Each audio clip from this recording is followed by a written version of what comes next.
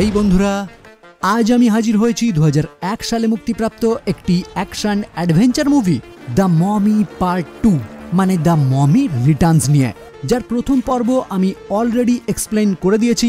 তাই যারা এখনো সেই ভিডিও দেখেননি তারা এই ভিডিওটি এখানেই পজ করে ডেসক্রিপশনে দেওয়া লিংক কিংবা উপরে ডান দিকে থাকা এই আই বাটনে ক্লিক করে প্রথম পর্বটি অবশ্যই দেখে নেবেন, না হলে এই ভিডিও বুঝতে অনেকটাই অসুবিধা হতে পারে। আর হ্যাঁ, ভিডিও শুরুতেই তাদেরকে অসংখ্য ধন্যবাদ যারা এই মুভির প্রথম পর্বের ভিডিওতে 1000 কমেন্ট কমপ্লিট করেছেন। আমি এটা কিছুতেই বুঝতে পারি না, ভিডিওতে জাস্ট আমি কমেন্ট করতে বললাম আর আপনারা 1000 কমেন্ট কমপ্লিট করে দিলেন, কিন্তু এমনিতে 2 থেকে 300 কমেন্টও কমপ্লিট হয় না। মানে কেন? আপনাদের ওই একটা কমেন্টই কিন্তু যে কোনো ক্রিয়েটারকে অনেকটা উদ্বুদ্ধ করে ভিডিও বানাতে। তাই প্লিজ যে কোনো চ্যানেলেই ভিডিও দেখুন না কেন, ভিডিও ভালো লাগলে অবশ্যই কমেন্ট করে যাবেন। ওকে, তাহলে বেশি কথা না বাড়িয়ে যাওয়া যাক মূল ভিডিওর দিকে। শুরু করার আগে হেই, আমি Raja and welcome to the Bong wood. শুরুতেই আমরা দেখতে পাই 3067 খ্রিস্টপূর্বাব্দে স্করপিয়ন কিং নামক একজন যোদ্ধা তার বিশাল সেনাবাহিনী নিয়ে বিশ্ব জয়ের উদ্দেশ্যে রওনা হয়। কিন্তু মিশরের থিবসে আক্রমণের টাইমে সেখানেই স্করপিয়ন কিং এর সেনাবাহিনী পরাজিত হয়। ফলে অবশিষ্ট থাকা কিছু সেনাবাহিনী নিয়ে স্করপিয়ন কিং যখন ফিরে যাওয়ার উদ্দেশ্যে রওনা হয়, তখন আহোম শের নামক একটি মরুভূমিতে তারা পথ হারিয়ে এক এক করে মারা যেতে শুরু করে। ফলে মৃত্যুর দ্বার প্রান্তে দাঁড়িয়ে স্করপিয়ন কিং অন্ধকার জগতের গড আনুবিসের সঙ্গে একটি চুক্তি করে, যে চুক্তি অনুযায়ী আনুবিস যদি তাকে এখান থেকে বাঁচিয়ে তার শত্রুদের পরাজিত করতে সাহায্য করে, তাহলে পরবর্তীতে স্করপিয়ন কিং তার আত্মা আনুবিসের কাছে সমর্পণ করবে। তো আনুবিস তার ওই চুক্তি গ্রহণ করে ওই স্থানেই একটি মরুদ্যান ও সোনালী একটি পিরামিড তৈরি করে দেয়, যাতে মরুভূমি থেকে স্করপিয়ন কিং বেঁচে যেতে পারে। আর তারপর পাতাল রাজ্যে থাকা শ্রীগাল সদৃশ্য বিশাল সেনাবাহিনী আনুবিস তাকে গিফট করে, যাদের সাহায্য নিয়ে স্করপিয়ন কিং নিমেষেই তার শত্রুপক্ষদের পরাজিত করে। কিন্তু যখনই তার সেই কাজ সম্পূর্ণ হয়, চুক্তি অনুযায়ী আনুবিস স্করপিয়ন কিং এর আত্মা শোষণ করে নেয় এবং একই সঙ্গে আনুবিসের ওই বিশাল সেনাবাহিনী আবারও পাতালে ফিরে যায়। এবার এখান থেকে সিন শিফট হয় 1933 খ্রিস্টাব্দে, মানে প্রথম পর্বের ঠিক 7 বছর পর, যেখানে আমরা দেখতে পাই ইজিপ্টের সেই ধ্বংসাবশেষ অন্বেষণ করতে উপস্থিত হয়েছে রিক, এভলিন এবং তাদের সন্তান অ্যালেক্স। এখানে আর নিশ্চয়ই উল্লেখ করতে হবে না বর্তমানে তাদের মধ্যে বিয়ে হয়ে গেছে।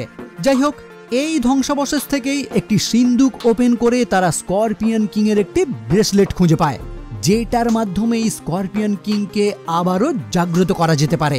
আচ্ছা, এখানে উল্লেখ করে রাখি, এভলিন তার একটি স্বপ্ন দেখেই এই স্থানে উপস্থিত হয়েছে বিশেষ কিছু খুঁজে পাওয়ার আশায়। আর আপনারা তো প্রথম পর্ব থেকেই জানেন মিশরের ইতিহাস নিয়ে এভলিনের বরাবরই আগ্রহ রয়েছে।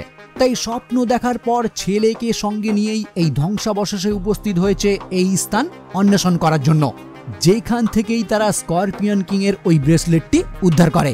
যদিও মজার ব্যাপার হলো, ঠিক একই টাইমে আরও 3 ব্যক্তি এই স্থানে উপস্থিত হয় ওই ব্রেসলেটটি উদ্ধার করার জন্য, কিন্তু এভলিন ওই ব্রেসলেট আগে ভাগেই উদ্ধার করে নেওয়ায় ওই স্থান সম্পূর্ণই ভেঙে পড়তে শুরু করে।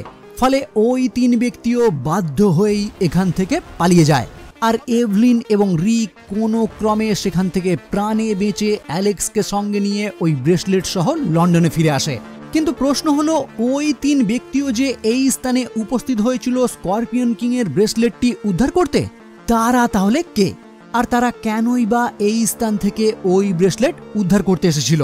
আসলে লন্ডনের এক জাদুঘরের তত্ত্বাবধায়ক মিস্টার হাফেজ কোনোভাবে জানতে পেরেছিল মিশরের বালিতেই মিশে রয়েছে আনুবিসের বিশাল সেনাবাহিনী, যাদের মাধ্যমে পুরো পৃথিবীকেই দখল করা যেতে পারে।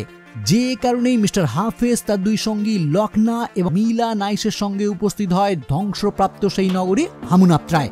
আর সেখানেই বেশ কিছু লোককে কাজে লাগিয়ে মাটি খুঁড়তে শুরু করে। আগের পর্বের লাস্টেই আপনারা দেখেছেন মৃতদেহের শহর হামুনাপ্ত্রা সম্পূর্ণই ধ্বংস হয়ে গিয়েছিল। আর এখন তারা ওই স্থান খুঁড়েই সেই 2টি বই, মানে বুক অব দ্য ডেড এবং গোল্ডেন বুক আমুনরা উদ্ধার করে। এমনকি একই সঙ্গে ইমহোটেপের মমিও খুঁড়ে বের করে। মানে আগের পর্বে ইমহোটেপ যে শক্তি হারিয়ে এই জলের মধ্যে ডুবে গিয়েছিল, প্রাকৃতিকভাবে সে ওই স্থানেই মমি হয়ে যায়। আর এখন মিস্টার হাফেজের কর্মীরা সেই মমি উদ্ধার করে। আর ওই যে 3টি লোক স্করপিয়ন কিং এর ব্রেসলেট উদ্ধার করতে গিয়েছিল, তারাও মিস্টার হাফেজের হয়েই ওই কাজ করতে গিয়েছিল। এখানে নিশ্চয়ই আপনারা ভাবছেন মিস্টার হাফেজ ওই ব্রেসলেট, ইমহোটেপের মমি এবং ওই 2 বই নিয়ে কি করবে। আসলে মিস্টার হাফেজ ওই বুক অব দ্য ডেড এর মাধ্যমে ইমহোটেপকে জাগ্রত করবে, আর তারপর ইমহোটেপের ক্ষমতার সাহায্যে স্করপিয়ন কিংকে পরাজিত করবে, যাতে আনুবিসের বিশাল সেনাবাহিনী তার হয়ে যায়। মানে কথিত আছে স্করপিয়ন কিং এর ব্রেসলেটের সাহায্যে বিশেষ একটি স্থানে উপস্থিত হয়ে স্করপিয়ন কিংকে জাগ্রত করে তাকে যে পরাজিত করতে পারবে, আনুবিসের বিশাল সেনাবাহিনী তার হয়ে যাবে। যেটা জানার পরেই মিস্টার হাফেজ ইমহোটেপকে জাগ্রত করার কাজে লেগে পড়ে এবং একই সঙ্গে সেই ব্রেসলেট উদ্ধার করারও লোক পাঠিয়ে দেয়। কিন্তু ওই 2 বই এবং ইমহোটেপের মমি তারা উদ্ধার করতে পারলেও স্করপিয়ন কিং এর ব্রেসলেটটি হাতছাড়া হয়ে যায়। যদিও ওই 3 ব্যক্তি যখন মিস্টার হাফেজকে জানায় এক দম্পতি ওই ব্রেসলেট উদ্ধার করে লন্ডন নিয়ে গেছে, তখন হাফেজও তার 2 সঙ্গীর সঙ্গে সোজা রওনা হয় লন্ডনের উদ্দেশ্যে। ওইদিকে এভলিন রিককে জানায় সে হয়তো এই ব্রেসলেটের সাহায্যে এক হারিয়ে যাওয়া শহর আহোমশেরকে খুঁজে বের করতে পারবে, তাই পরবর্তী দিনই তারা রওনা হবে ওই স্থান উদ্ধার করার জন্য। কিন্তু ওই দিন রাতে হঠাৎই মিস্টার হাফেজের দলবল রিকের বাড়িতে উপস্থিত হয়ে তাদের সঙ্গে লড়াই করে এভলিন সহ সেই সিন্দুকটি তুলে নিয়ে যায়। এখানে উল্লেখ করে রাখি, আগের পর্বের এই চরিত্রের কথা নিশ্চয়ই আপনাদের মনে আছে। হ্যাঁ, এই বিয়েও এই মুহূর্তে রিকের বাড়িতে উপস্থিত হয়ে মিস্টার হাফেজের দলবলকে আটকানোর চেষ্টা করে, কিন্তু কোনোভাবেই তারা ওই সিন্দুকটি রক্ষা করতে পারে না। যদিও বে এই মুহূর্তেই হাফেজের একটি ছবি দেখিয়ে জানায় এই ব্যক্তি যে স্থানে থাকবে এভলিনকেও সেই স্থানেই পাওয়া যাবে, তাই এই ব্যক্তিকে খুঁজে বের করতে পারলে এভলিনকেও আমরা সহজেই উদ্ধার করতে পারবো। এইবার অ্যালেক্স যখন ওই ছবি দেখে জানায় এই ব্যক্তি তাদের ব্রিটিশ মিউজিয়ামের কিউরেটর, তখনই রিক আর কথা না বাড়িয়ে সোজা রওনা হয় সেই মিউজিয়ামের দিকে।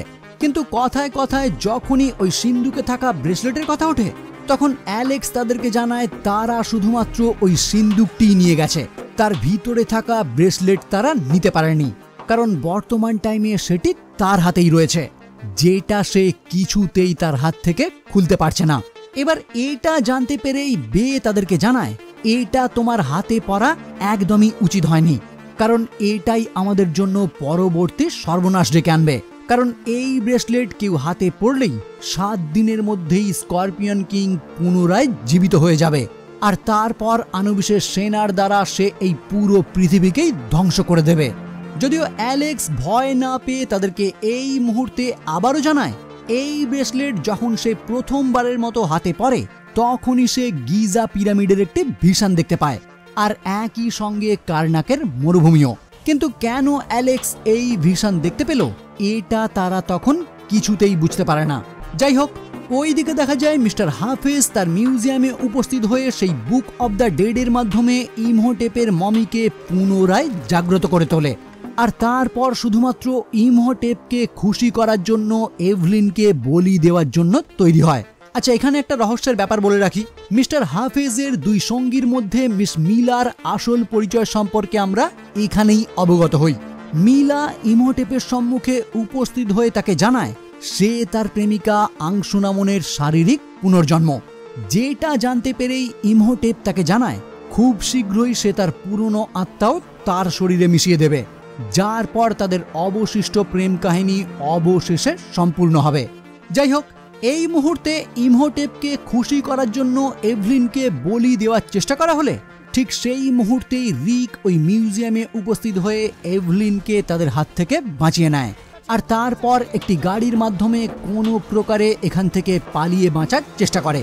কিন্তু এই সবের মধ্যেই লকনা অ্যালেক্সকে অপহরণ করে নেয়, কারণ হাফেজ এবং লকনা সেই সিন্দুক ওপেন করে কোনো ব্রেসলেট দেখতে পায়নি, তাই তখনই লকনা অনুমান করেছিল ব্রেসলেট নিশ্চয়ই ওই বাচ্চার কাছে আছে, যে কারণেই সে অ্যালেক্সকে অপহরণ করে সোজা উপস্থিত করে ইমহোটেপের সম্মুখে, যেখানে ইমহোটেপ অ্যালেক্সকে জানায় যেহেতু ওই ব্রেসলেট এখন তার হাতেই রয়েছে, তাই সেই তাদেরকে আহোমশের নামক হারিয়ে যাওয়া সেই মরুদ্যানে নিয়ে যাবে। কারণ ওই ব্রেসলেট যে ভিশন দেখাচ্ছে সেই পথ দিয়েই তারা একমাত্র ওই স্থানে উপস্থিত হতে পারবে, যেখানেই ইমহোটেপ স্করপিয়ন কিংকে পরাজিত করে আনুবিসের বিশাল সেনাবাহিনী অর্জন করবে। কিন্তু অ্যালেক্স যখন তার থেকে জানতে চায় সে যদি তার ভিশন অনুযায়ী সঠিক পথে তাদেরকে না নিয়ে যায় তখন কি হবে, উত্তরে ইমহোটেপ তাকে জানায় এটাতে তারই ক্ষতি হবে, কারণ এই ব্রেসলেট পরার 7 দিনের মধ্যেই সে যদি ওই গোল্ডেন পিরামিডে প্রবেশ করতে না পারে তাহলে ওই ব্রেসলেটই তাকে জীবন্ত গ্রাস করবে। তাই সঠিক পথে যাওয়া ছাড়া তার আর কোনো উপায় নেই। ফলে অনিচ্ছাকৃত হলেও মিশরে পৌঁছে একটি ট্রেনের মাধ্যমে অ্যালেক্স তার ভিশনে দেখা লাস্ট লোকেশন কার্নাকের দিকেই রওনা হয়। ওইদিকে ছেলেকে হারিয়ে রিক যখন বেসামাল তখন বে তাকে পরামর্শ দেয় একমাত্র অ্যালেক্সের সাহায্যেই ইমহোটেপ স্করপিয়ন কিং এর সম্মুখীন হতে পারবে, তাই অ্যালেক্সকে তারা কিছুই করবে না। কিন্তু অ্যালেক্সকে যদি উদ্ধার করতে হয় তাহলে আমাদেরও সেই লোকেশনে উপস্থিত হতে হবে যেটা অ্যালেক্স তার ভিশনে দেখতে পেয়েছিল, কারণ ওই লোকেশনে পৌঁছানোর পরেই তার হাতে থাকা ওই ব্রেসলেট তাকে আবারও নতুন লোকেশন দেখাবে। ফলে এই কথা শুনে রিক, এভলিন, জনাথন এবং বে সকলেই উপস্থিত হয় মিশরে। আর সেখানে তারা রিকের এক পূর্ব পরিচিত ইজির সাহায্যে একটি গ্যাস বেলুনের মাধ্যমে কার্নাকের উদ্দেশ্যেই রওনা হয়। ওইদিকে কার্নাকে পৌঁছে অ্যালেক্স তাদের কাছ থেকে পালিয়ে যাওয়ার চেষ্টা করলে ইমহোটেপ তার ক্ষমতার সাহায্যে আবারও তাকে ধরে ফেলে। আচ্ছা, এখানে আপনারা আবারও দেখতে পাচ্ছেন ইমহোটেপ পুনরায় তার সাধারণ লুকে ফিরে এসেছে, কিন্তু প্রশ্ন হলো কিভাবে সে এই লুকে ফিরে আসলো। প্রথম পর্বেই আমরা যেমন দেখেছিলাম ইমহোটেপ বেশ কিছু জনকে শোষণ করে তার শারীরিক গঠন সম্পূর্ণ করেছিল, এইখানেও ঠিক তেমনই আরও বেশ কিছু জনকে শোষণ করেই সে তার সাধারণ লুকে ফিরে আসে। যাই হোক, এখানে উপস্থিত হওয়ার পর অ্যালেক্স তার হাতে থাকা ওই ব্রেসলেটের মাধ্যমে আইল্যান্ড অফ ফিলির একটি ভিশন দেখতে পায়, মানে পরবর্তীতে তাকে সেখানেই যেতে হবে। কিন্তু এই স্থান থেকে চলে যাওয়ার আগেই ইমহোটেপ সেই বুক অব দ্য ডেড এর মাধ্যমে আংশুনামনের আত্মাকে মিলার শরীরে ফিরিয়ে আনে, কিন্তু তার এই কাজের ফলে এভলিনেরও পুনর্জন্মের স্মৃতি উন্মোচিত হয়ে ওঠে। আর এইখানেই আমরা জানতে পারি আংশুনামন যে রাজ্যের রানী ছিল সেই রাজ্যেরই রাজকুমারী ছিলেন এভলিন ওরফে নেফারতিরি, মানে এভলিন তার আগের জন্মে ফেরাউন শেটির কন্যা ছিলেন। আর তখন থেকেই ফেরাউন শেটি স্করপিয়ন কিং এর এই ব্রেসলেটটি রক্ষা করার দায়িত্ব তাকেই দিয়েছিল, যে কারণে এভলিন এই জন্মে স্বপ্নের মাধ্যমে ওই জায়গা দেখে সেখান থেকেই ওই ব্রেসলেটটি উদ্ধার করে, কারণ ব্রেসলেটটি রক্ষা করার দায়িত্ব তারই। আর এই মুহূর্তে এভলিনের সেই সমস্ত স্মৃতি ফিরে আসে। যাই হোক, অবশেষে তারা যখন কার্নানে পৌঁছে অ্যালেক্সের খোঁজ করতে শুরু করে তারা তখন সেই স্থানে বালির মাধ্যমে তৈরি আইল্যান্ড অফ ফিলির একটি কারুকার্য দেখতে পায়। ফলে তাদের আর বুঝতে বাকি থাকে না এটা অ্যালেক্সই তার বাবা মায়ের জন্য চিহ্ন রেখে গেছে। কিন্তু সেইখানে পৌঁছে তারা আবারও আবু সিম্বলের একটি চিহ্ন দেখতে পায়, মানে অ্যালেক্স তার ভিশন অনুযায়ী আবারও ওই স্থানে উপস্থিত হয়েছে। ফলে পরবর্তীতে রিকও সেই গ্যাস বেলুনের মাধ্যমে ওই স্থানে উপস্থিত হয়। কিন্তু দুর্ভাগ্যবশত ইমহোটেপ যখন জানতে পারে অ্যালেক্সের বাবা মা গোপনে তাদের পিছু নিয়েছে তখনই সে তার ক্ষমতার মাধ্যমে নীল নদীর জল ব্যবহার করে তাদের ওই গ্যাস বেলুনে আক্রমণ করে। ফলে আহমশের নামক সেই মরুদ্যানের জঙ্গলেই তাদের গ্যাস বেলুনটি ক্র্যাশ ল্যান্ড করে, যার পর রিক, এভলিন, জনাথন এবং বে সম্মুখে অগ্রসর হয় সেই গোল্ডেন পিরামিডের উদ্দেশ্যে। আর ইজিকে রিক সেই স্থানেই রেখে যায় যাতে সে ওই গ্যাস বেলুনটি আবারও ঠিক করতে পারে। আচ্ছা, এখানে দুটি কথা আমি উল্লেখ করে দিই। অ্যালেক্সের নির্দেশ মতো এই বিশেষ স্থানে আসার টাইমে বে একটি ঈগলের মাধ্যমে মেজদাই গোষ্ঠীকে খবর দিয়ে যাচ্ছিল যাতে সেই গোষ্ঠীও এই মরুদ্যানে উপস্থিত হতে পারে, কারণ বিপদের টাইমে তাদের সাহায্যের দরকার। আর আরেকটি বিষয় হলো, আগের পর্বে যে আমরা দেখেছিলাম হামুনাপ্টা থেকে চলে আসার টাইমে বেশ কিছু গুপ্তধন তাদের উটে আগে থেকেই মজুত করা ছিল, তারই মধ্যে থাকা একটি সোনার দণ্ড এই পর্বে একটি উল্লেখযোগ্য ভূমিকা পালন করে, যে সোনার দণ্ডটি জনাথন তার নিজের কাছেই রেখেছে। এবার এই সোনার দণ্ড কি কাজে লাগবে সেটা আপনারা মুভির লাস্টে গিয়েই বুঝতে পারবেন। ওকে, তো রিক, এভলিন, জনাথন এবং বে যখন সেই গোল্ডেন পিরামিডের উদ্দেশ্যে রওনা হয় তখন পথেই তারা দেখতে পায় ইমহোটেপ তার দলবল নিয়ে অ্যালেক্স সহ ওই পিরামিডের দিকেই অগ্রসর হচ্ছে, যেটা দেখেই রিক প্ল্যান করে ওই পিরামিডে পৌঁছানোর আগেই সে তার ছেলেকে তাদের হাত থেকে উদ্ধার করবে। আর ওইদিকে ইমহোটেপের বাহিনীর উপর হঠাৎই ওই মরুদ্যানে থাকা পিগমি মমিরা আক্রমণ করে বসে। ফলে সকলেই যখন ওই মমিদের থেকে বাঁচার জন্য ছোটাছুটি করতে শুরু করে, ঠিক সেই সুযোগেই রিক তার ছেলেকে কোনো রকম ভাবে তাদের কাছ থেকে ছিনিয়ে নেয়। পিগমি মমিরা হাফেজের সমস্ত সদস্যদের হত্যা করে আর বে এখানেই লখনাকে হত্যা করে। কিন্তু হাফেজ, ইমহোটেপ এবং আংশুনামুন কোনো রকম ভাবে এই স্থান থেকে পালিয়ে বাঁচে। এইদিকে অ্যালেক্স যখন তার বাবা মা দুজনকেই জানায় সে ওই ইমহোটেপের থেকে জানতে পেরেছে কাল সূর্য ওঠার আগে পর্যন্ত সে যদি ওই গোল্ডেন পিরামিডে প্রবেশ করতে না পারে, তাহলে তার হাতে থাকা এই ব্রেসলেটই তাকে জীবন্ত গ্রাস করবে। ফলে রিকও আর এক মুহূর্ত দেরি না করে কোনো প্রকারে সূর্য ওঠার আগেই ছেলেকে নিয়ে ওই পিরামিডে প্রবেশ করে। আর সেখানে প্রবেশ করার সঙ্গে সঙ্গেই অ্যালেক্সের হাত থেকে ওই ব্রেসলেট অটোমেটিক্যালি খুলে যায়। কিন্তু এভলিন এবং জনাথন যখন সেই স্থানে উপস্থিত হয়, আংশুনামুন ছুরিকাঘাত করে তাকে সেখানেই হত্যা করে। আর তারপর সোজা ওই পিরামিডের মধ্যে প্রবেশ করে স্করপিয়ন কিংকে পরাজিত করার জন্য। কিন্তু পিরামিডের মধ্যে প্রবেশ করতেই ইমহোটেপ তার সমস্ত ক্ষমতা হারিয়ে ফেলে, মানে পুরোপুরি নশ্বর হিসাবেই তাকে ওই স্করপিয়ন কিংকে পরাজিত করতে হবে। কিন্তু তবুও সে পিছু না হেঁটে স্করপিয়ন কিং এর সঙ্গে লড়াই করার জন্য তৈরি হতে শুরু করে।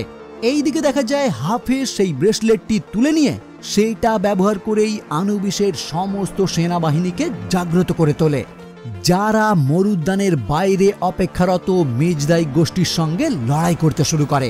এখানে নিশ্চয়ই আর আপনাদের বলতে হবে না মেজদাই গোষ্ঠী এখানে কিভাবে এলো। ওই যে কিছুক্ষণ আগেই আপনাদের জানিয়েছিলাম একটি ঈগলের মাধ্যমে বে তাদের সমস্ত লোকেশন তার গোষ্ঠীর কাছে প্রেরণ করছিল, সেই খবর অনুযায়ী এই গোষ্ঠী এই স্থানে উপস্থিত হয়েছে। এনিওয়ে, এই দিকে দেখা যায় এভলিন মারা গেলেও রিক শুধুমাত্র ইমহোটেপকে আটকানোর জন্য ওই পিরামিডের মধ্যে প্রবেশ করে তার সঙ্গেই লড়াই করতে শুরু করে। কিন্তু অ্যালেক্সের হঠাৎই মনে পড়ে আংশুনামুনের কাছে থাকা সেই বুক অব দ্য ডেড-এর মাধ্যমে সে তার মাকে আবারও জীবিত করতে পারে। ফলে জনাথনের সাহায্য নিয়ে ওই বই ব্যবহার করেই অ্যালেক্স সত্যিই তার মাকে জীবিত করে তোলে, যে পরবর্তীতেই আংশুনামুনের সঙ্গে লড়াই করতে শুরু করে। ওইদিকে ইমহোটেপ এবং রিকের লড়াইয়ের মাঝেই স্করপিয়ন কিং এক দানব রূপে তাদের সম্মুখে উপস্থিত হলে ইমহোটেপ চালাকি করে নিজেকে তার ভক্ত হিসাবে পরিচয় দিয়ে রিককে হত্যা করার জন্য তাকে অনুরোধ করে। ফলে স্করপিয়ন কিংও তার কথা বিশ্বাস করে রিকের উপরেই আক্রমণ করতে শুরু করে। আর এরই মধ্যে ভুলবশত হাফেজ ওই স্থানে উপস্থিত হলে স্করপিয়ন কিং তাকেও হত্যা করে। কিন্তু রিক তার সঙ্গে পেরে উঠতে না পেরে যখনই এদিক ওদিক দৌড়াতে শুরু করে, তখনই সে ওই স্থানে দেওয়ালে খোদাই করা একটি চিত্র দেখে বুঝতে পারে জনাথনের কাছে যে সোনার দণ্ডটি রয়েছে সেটা আসলে গড অব আন্ডারওয়ার্ল্ড ওসিরিসের এক রহস্যময় বর্ষা, যে বর্ষার মাধ্যমেই একমাত্র ওই স্করপিয়ন কিংকে হত্যা করা সম্ভব। ফলে এটা বুঝতে পেরেই রিক যখন জনাথনকে ওই সোনার দণ্ডটি সম্বন্ধে জানায়, তখন জনাথনও সঙ্গে সঙ্গে সেটা তার দিকে ছুঁড়ে দেয়, যেটার মাধ্যমেই রিক স্করপিয়ন কিংকে পরাজিত করে। আর সঙ্গে সঙ্গেই সে দাবি করে আনুবিসের জাগ্রত হওয়া সমস্ত সৈন্য যেন আবারও পাতালে চলে যায়। ফলে মরুদ্যানের বাইরে মেজদাই গোষ্ঠীর সঙ্গে লড়াই করা সমস্ত সেনা নিমেষেই ধূলিসাৎ হয়ে যায়। কিন্তু এই ঘটনার পর ওই গোল্ডেন পিরামিড সহ পুরো মরুদ্যানে ধ্বংস হতে শুরু করে। ফলে রিক এবং ইমহোটেপ দুজনেই একটি ফাটলের মধ্যে পড়ে গিয়ে নিচের দিকে ঝুলতে থাকে, যেটা দেখে সমস্ত বিপদ উপেক্ষা করে এভলিন রিককে সেই স্থান থেকে টেনে তোলে। কিন্তু একইভাবে ইমহোটেপ যখন আংশুনামুনকে অনুরোধ করে তাকে ওই স্থান থেকে বাঁচানোর জন্য, তখন আংশুনামুন নিজে বাঁচার জন্য সেখান থেকে পালিয়ে যায়, যেটা দেখে মর্মাহত হয়ে ইমহোটেপ নিজে থেকেই ওই গর্তে পড়ে মারা যায়। যদিও আংশুনামুনও এখান থেকে পালাতে গিয়ে একইভাবে একটি গর্তে পড়ে প্রাণ হারায়। যার পর দেখা যায় এভলিন, জনাথন এবং অ্যালেক্স যখন বাঁচার জন্য ওই পিরামিডের উপরে উঠতে শুরু করে, ঠিক তখনই ইজি তার সেই গ্যাস বেলুন মেরামত করে সেই স্থানে উপস্থিত হয় আর একদমই লাস্ট মুহূর্তে তাদেরকে সেই স্থান থেকে উদ্ধার করে। যদিও জনাথন এখানে তার জীবনের মায়া ত্যাগ করে ওই পিরামিডের উপরে থাকা একটি হিরে কোনো ক্রমে সংগ্রহ করে, যার পর আনন্দের সহিত তারা কায়রোর দিকে রওনা হয়। আর এই পর্বেও একদম লাস্ট টাইমে আমরা দেখতে পাই বে ঠিক আগের বারের মতোই আবারও তাদেরকে এই কাজের জন্য ধন্যবাদ জানায়। আর এখানেই এই মুভি সমাপ্ত হয়। ওকে, তাহলে আজকের মতো এই পর্যন্তই। ভিডিও কেমন লাগলো অবশ্যই জানাবেন। ভালো লাগলে ভিডিওটি লাইক এবং শেয়ার করবেন। আর আমার চ্যানেলে যদি প্রথম হয়ে থাকেন তাহলে অবশ্যই চ্যানেলটি সাবস্ক্রাইব করে বেল আইকনটি ক্লিক করে দেবেন। তাহলে দেখা হচ্ছে পরবর্তী ভিডিও নিয়ে, আর ততক্ষণের জন্য বাই।